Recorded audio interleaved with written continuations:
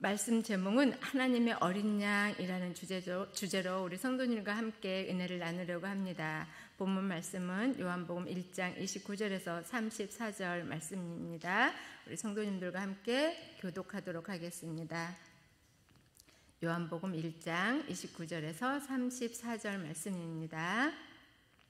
이튿날 요한이 예수께서 자기에게 나아오심을 보고 이르되 보라, 세상 죄를 지고 가는 하나님의 어린 양이로다. 내가 전에 말하기를 내 뒤에 오는 사람이 있는데 나보다 앞선 것은 그가 나보다 먼저 계심이라 한 것이 이 사람을 가리킴이라. 나도 그를 알지 못하였으나 내가 와서 물로 세례를 베푸는 것은 그를 이스라엘에 나타내려 함이라 하니라. 요한이 또 증언하여 이르되 내가 봄에 성령이 비둘기같이 하늘로부터 내려와서 그의 위에 머물렀더라. 나도 그를 알지 못하였으나 나를 보내어 물로 세례를 베풀라 하신 그이가 나에게 말씀하시되 성령이 내려서 누구 위에든지 머무는 것을 보거든 그가 곧 성령으로 세례를 베푸는 이인 줄 알라 하셨기에 내가 보고 그가 하나님의 아들이심을 증언하였노라 하니라. 아멘. 사랑하는 성도님들, 우리는 이번 주 출애굽기 12장 말씀을 보면서 심판이 지나가다라는 패스오버 6월절 절기에 관하여 말씀을 보았습니다. 무엇보다 6월절 절기 시작으로 달의 시작과 해의 첫 달이 되게 하신 하나님은 이제 이스라엘 백성에게 더 이상 어둠과 속박이 아닌 자유로운 몸으로 해방시켜 주셨다는 것, 그리하여 하나님을 섬기는 모든 자에게 매년, 매달, 매주일, 매일의 시작이 6월절의 기쁨과 부활의 큰 기쁨으로 감격적인 예배자의 삶으로 살아야 한다는 것을 우리는 다시 마음에 새기게 되었습니다. 사랑하는 성도님들, 이러한 6월절의 기쁨과 감격을 매일, 매 순간 누리고 계십니까? 우리는 살아 숨쉬는 순간순간 모두 하나님의 전적인 은혜로 구원받았음을 감사하고 또 감격하고 또 감음하며 살아야 한다는 것을 잊지 말아야 합니다. 그럼 오늘 또 우리 말씀 안에서 말씀하시는 하나님을 만나는 은혜가 있기를 간절히 소망하며 요한복음 말씀을 보도록 하겠습니다. 요한복음을 기록한 사도 요한은 처음엔 세례 요한의 제자였습니다. 그런데 갈릴리 해변에서 자신을 부르시는 예수 그리스도 쫓아 12 제자 중 한 명으로 예수께서 사랑하시는 제자로 총명받는 그런 인물이 되었습니다. 사도 요한은 에베소에서 이 서신을 기록했는데요.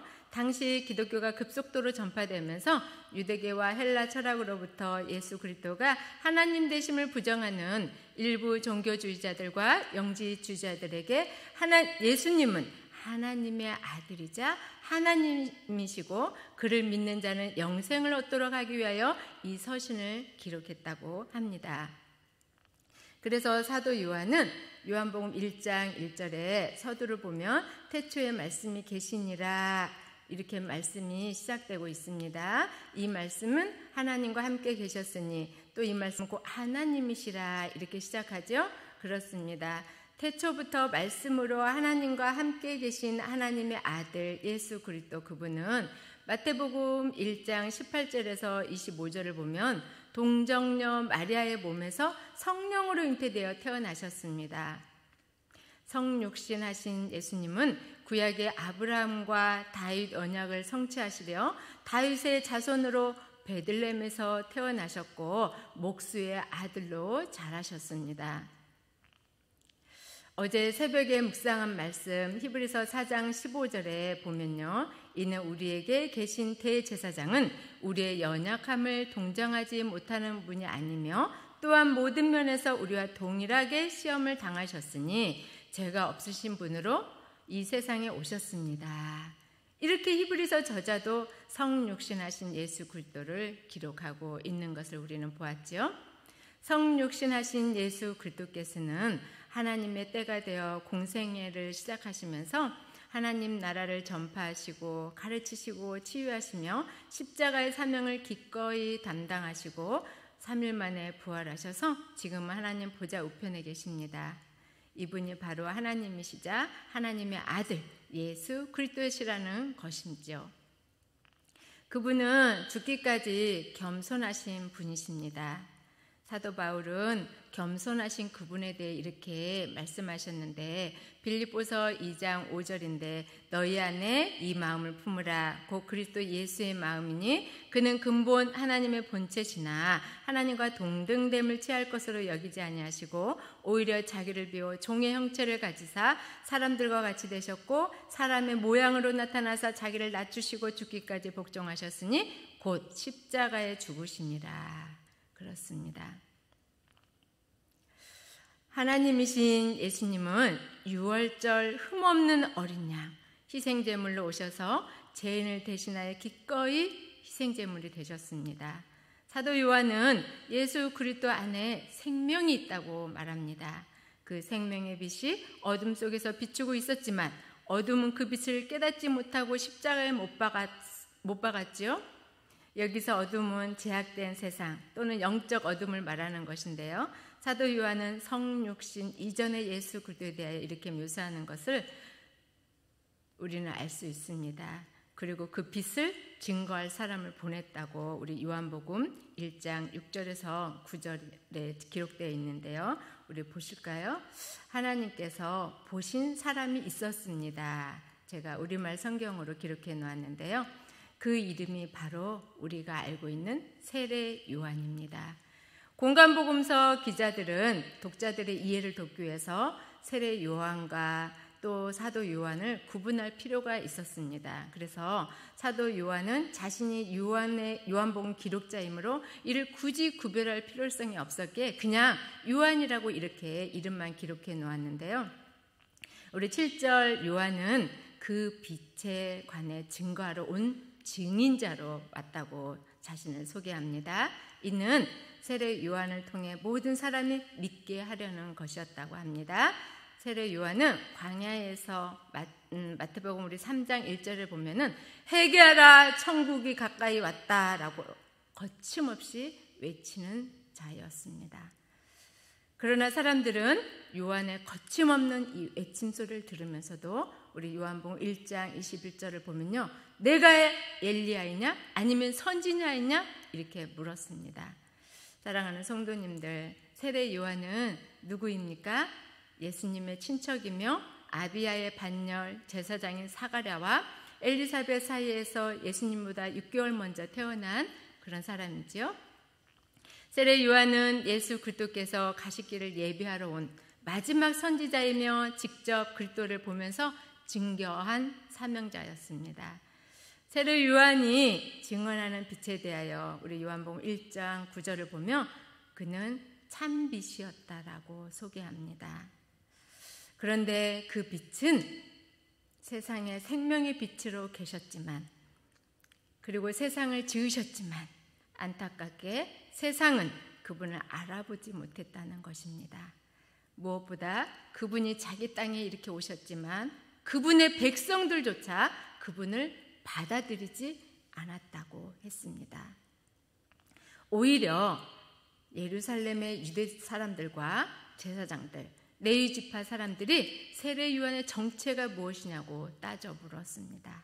따져 묻는 그들에게 세례 요한은 조금도 숨김 없이 분명하게 나는 그리스도가 아니요 라고 말하면서 그들의 질문에 요한복음 1장 23절에 이사야 40장 3절을 인용하면서 그분은 나보다 뒤에 오시는 분이지만 나는 그분의 신발끈조차 풀어드릴 자격이 없는 사람이라고 겸손하게 자신을 소개합니다.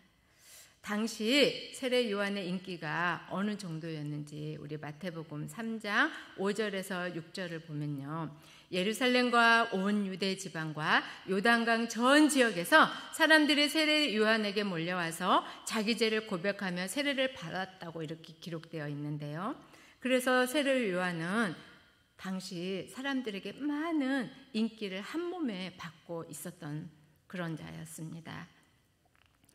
그런데 세례 요한은 이렇게 제자들도 많고 또 인간의 마음으로 보면 높아질 수도 있었으나 그는 철저히 자신의 직분에 충실했고 또 겸손했고 뒤에 오실 그분의 이름만 높이면서 자신의 사명을 감당한 사람이었습니다. 이에 계속되는 우리 세례 요한의 증언은요, 요한복음 1장 29절 말씀을 보면 알 수 있는데요. 우리 이튿날 요한이 예수께서 자기에게 나아오심을 보며 말하지요. 보라, 세상 죄를 지고 가는 하나님의 어린 양이로다.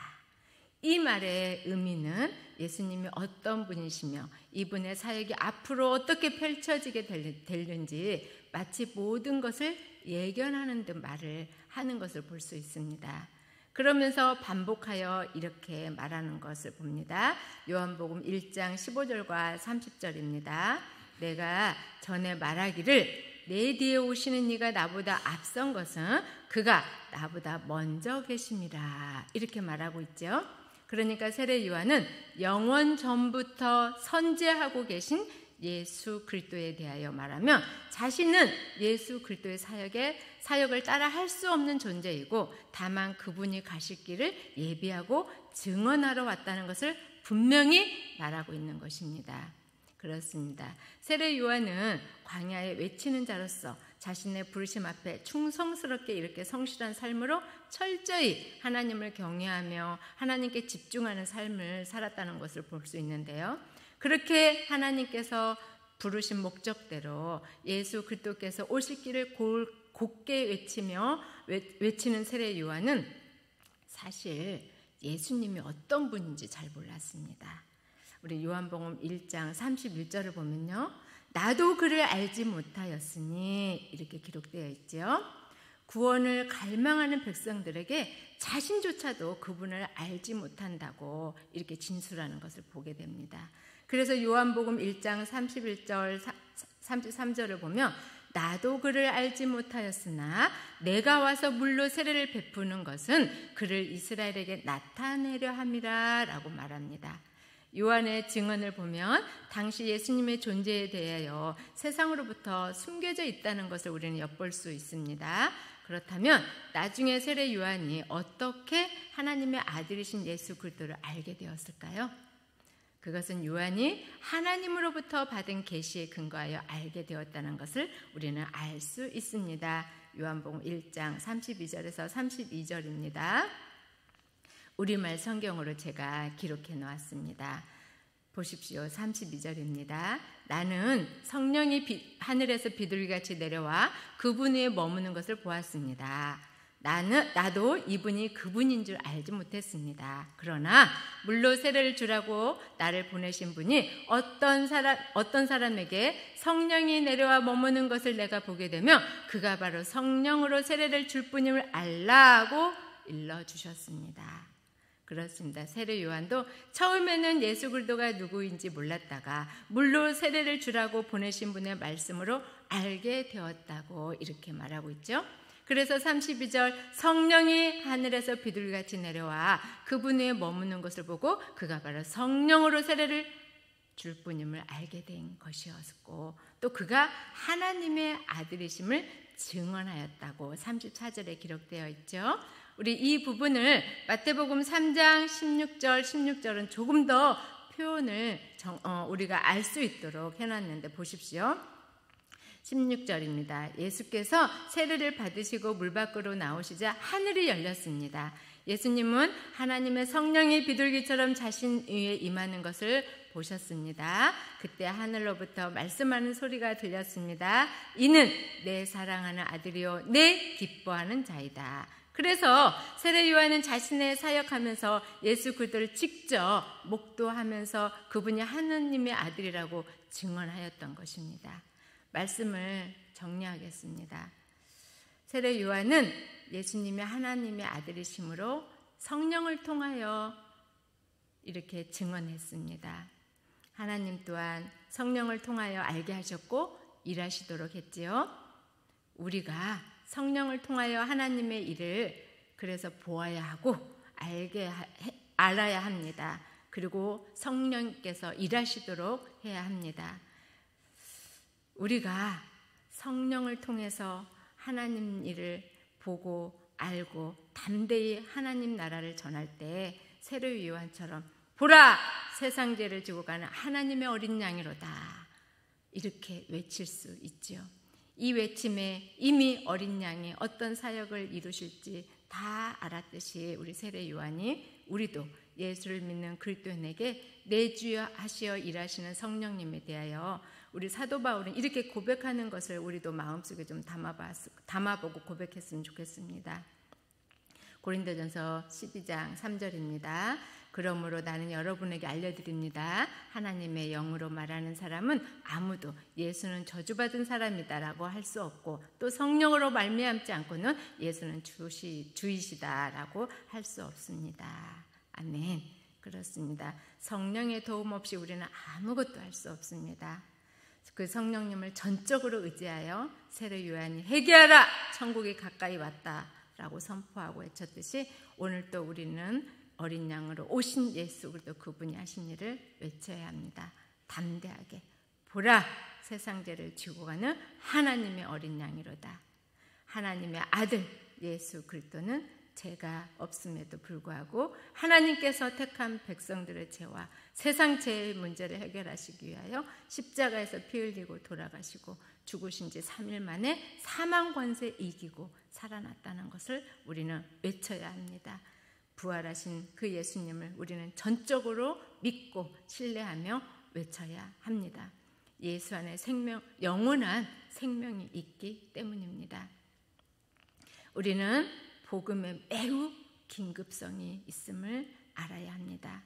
왜요? 생명은 하나님의 주권에 있으니 시간이 지체되어서는 안 된다는 사실을 기억해야 합니다. 우리가 언제 어떻게 될지 아무도 모르기 때문에 보십시오. 출애굽기 12장 11절 우리 이번 주에 보았죠. 너희는 그것을 이렇게 먹을지니 허리에 띠를 띠고 발에 신을 신고 손에 지팡이를 잡고 급히 먹으라. 이것이 여호와의 유월절이니라. 이렇게 모세를 통해서 우리에게 구원의 긴급성에 대해서 말씀하셨어요. 그래서 우리가 긴급하게 복음을 외쳐야 한다는 사실을 오늘 우리가 기억했으면 좋겠습니다. 우리는 이미 그분이 오신 길을 세례 요한을 통해서 열렸고 우리 예수님을 통해서도 열렸고 그래서 그 길을 충성스럽게 성실하게 감당해야 합니다. 말씀 맺습니다. 이 아침 우리가 기억해야 할 것, 하나님의 아들 예수 그리스도는 과거 이스라엘 백성이 유월절 어린 양의 피를 통해 애굽에 임한 하나님의 심판을 피할 수 있었듯이 이제 예수께서 친히 우리의 어린 양이 되셔서 죄인들의 심판을 넘어가게 해주셨다는 것을 기억해야 합니다. 두 번째는 하나님의 아들이신 예수님은 태초부터 계셨다는 사실과 세상 죄를 지러 오셨고 무엇보다 우리의 죄 문제를 단번에 해결해 주셨을 뿐만 아니라 우리의 삶을 주관하시는 분이심을 기억해야 합니다. 세 번째는 죄인인 우리는 왕이신 하나님의 아들 예수 그리스도 그분을 신뢰하며 구원의 기쁨과 감사의 제사로 그분만을 찬양하며 말씀에 순종해야 합니다. 세례 요한처럼 예수 그리스도와 하나님 나라를 그리고 전해야 합니다. 오늘도 어린 양으로 오신 예수 그리스도를 증언하며 찬양하는 일상이 되기를 간절히 소망합니다. 기도하겠습니다. 하나님 감사합니다. 죄로 심판받아 죽을 수밖에 없는 우리를 대신하여 세상 죄를 지시려고 어린 양으로 오신 우리 예수님 참으로 감사합니다. 우리는 예수님의 큰 사랑 말로 다 표현할 수 없습니다. 우리는 일평생 그 은혜를 잊지 않고 살아가도록 성령님 도와주시옵소서. 오늘도 세례 요한을 통하여서 세례 요한이 어떻게 예수님을 외쳤는지 보았습니다. 그리고 그가 어떤 영향을 주변에게 끼쳤는지도 잘 알게 되었습니다. 우리의 삶이 예수 그리스도의 큰 사랑에 힘입어 오늘도 예수 그리스도를 외치는 삶이 되게 하시고 선한 영향을 미치는 복음 전하는 그러한 사람으로 살아갈 수 있도록 인도하여 주시옵소서. 우리를 통해서 믿지 않는 많은 사람들이 가나안 성도들이 주께로 돌아오는 역사가 있게 하여 주시옵소서. 우리 주 예수 그리스도 이름으로 기도합나이다. 아멘.